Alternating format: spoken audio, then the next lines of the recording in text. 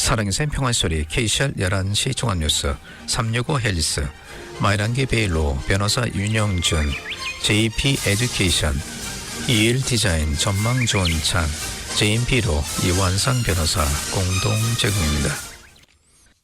뉴질랜드 뉴스입니다. 중앙은행은 기준금리 OCR을 5.5%로 유지했지만 금리 인상 가능성을 다시 제기했습니다. 업데이트된 예측에서 중앙은행은 올해 말 OCR 최고치를 5.7%로 예측했습니다. 이는 추가 인상 가능성이 여전히 있다는 뜻입니다. 2월 업데이트에서는 예상 OCR은 최고 5.6%였습니다. 최근 통화정책위원회의 회의에서는 금리 인상이 옵션으로 논의됐습니다. 인포메트릭스의 가네스 키어난 수석 예측가는 인상이 거론된 것은 놀라운 일이 아니라고 언급했습니다. 중앙은행은 인플레이션이 2024년 말까지 1에서 3% 목표 범위로 들어갈 것으로 예상했지만 위원회 위원들은 지연 가능성을 우려했다고 밝혔습니다. 위원회는 연간 헤드라인 CPI 인플레이션이 올해 9월 분기에 목표 범위로 돌아올 것으로 예상되며 통화정책 설정이 연간 헤드라인 CPI 인플레이션이 2025년 후반에 2% 목표 중간점으로 복귀하는 것과 일치한다고 지적했습니다. 엄격한 기준으로 예상보다 첫 주택 구입자 보조금 제도인 퍼스트 홈 그란트 제도의 활용도가 낮다는 비난을 받고 있습니다. 이 제도는 자격을 갖춘 첫 주택 구입자에게 보증금으로 $5,000에서 $10,000를 제공합니다. 그러나 정부는 어제부터 이 제도를 폐지하고 절약된 돈의 일부를 1,500채의 새로운 사회주택을 제공하는 데 사용할 예정입니다. 금융모기지 전문가 협회 관리자인 리 호체츠는 체크포인트에서 여러 가지 요인이 자금 청구 건수를 예상보다 낮게 만드는 데 기여했다고 말했습니다. 보조금에 대한 엄격한 기준은 보조금 활용이 처음 예상했던 것만큼 크지 않다는 것을 의미한다고 말했습니다. 일부 통계 자료에서 모기지 전문가를 통해 제출된 신청서 중 약 40%만이 실제로 승인되었으며 그 수는 전국적으로 12,000건이 조금 넘었습니다. 보조금 계획은 수요일 오후 1시에 마감됐지만 호체츠는 사전 승인되어 아직 진행 중인 신청서는 인정될 것이라고 말했습니다. 호체츠는 보조금을 폐지한다는 것은 일부 첫 주택 구입자들이 부동산을 구입하기 위해 저축하는 데 더 오랜 시간이 걸리고 결국 더 오랫동안 임대하게 될 가능성이 높다는 것을 의미한다고 말했습니다. 정부가 첫 주택 보조금 퍼스트 홈 그란트 제도가 마감된 것에 첫 주택 구입을 희망하는 사람들은 자신이 보고있던 집을 놓칠까 봐 두려웠다고 말했습니다. 정부는 어제 이 제도를 발표 30분 전인 오후 1시부터 신청을 마감했다고 확인했습니다.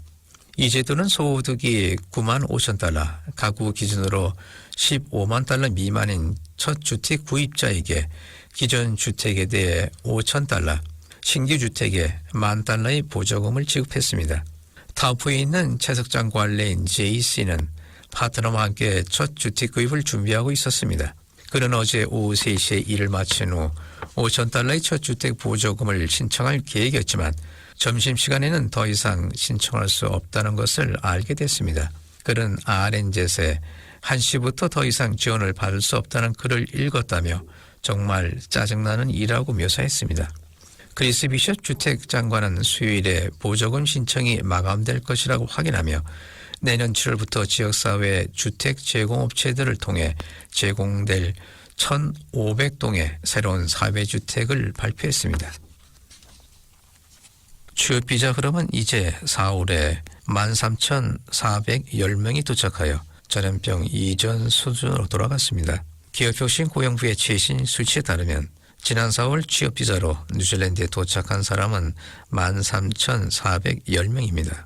4월은 취업비자 도착 수가 최근 1월의 최고치인 21,199명에서 3개월 연속 감소한 것입니다. 이는 취업비자 도착이 여름에 최고조에 달했다가 겨울에 서서히 감소하고 연말에 다시 증가하는 전염병 이전 추세로 돌아가고 있는 것을 의미합니다. 승인된 취업 비자의 수는 대체로 유사한 추세를 따랐으며 4월에는 14,511건이 승인되었으며 이는 최근 최고치인 2월에 26,010건에서 감소한 수치입니다. 이는 앞으로 몇 달 동안 국내에 들어오는 사람의 수가 한 달에 약 14,000명에서 15,000명 수준으로 유지될 가능성이 있음을 시사합니다. 기업혁신 고용부 수치에 따르면 4월 말 뉴질랜드 내 취업 비자를 소지한 사람은 모두 19만 9,590명으로 최근 최고치였던 3월 말 20만 352명보다 약간 감소했습니다. 이는 국경이 폐쇄된 대유행 기간 동안 급격히 감소한 외국인 근로자 수가 이제 코비드19 이전 수준으로 완전히 회복됐음을 의미합니다. 팬데믹이 발생하기 전인 2019년 4월 말 기준 뉴질랜드에는 취업 비자를 소지한 사람이 20만 838명이었습니다. 주택 소유를 위한 키위세이버 조기 인출은 감소하는 반면 사람들이 4월에 키위세이버에서 1억 6천만 달러를 인출하며 재정적 어려움을 겪는 인출이 계속 증가하고 있습니다.